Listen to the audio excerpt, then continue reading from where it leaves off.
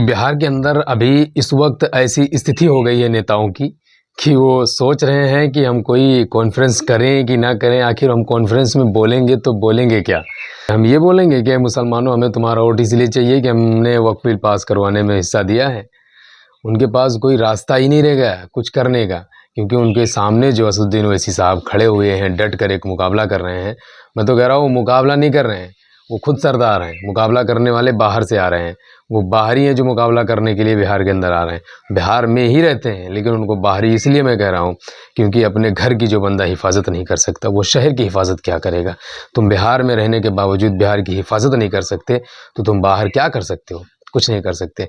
और असदुद्दीन ओवैसी साहब को हम इसलिए कह रहे हैं कि जो बाहर की हिफाजत करता है वो तुम्हारे घर की और अपने घर की हिफाजत भी कर सकता है, क्योंकि असदुद्दीन ओवैसी साहब ने अपने घर की हिफाजत करके हैदराबाद में दिखा भी दिया।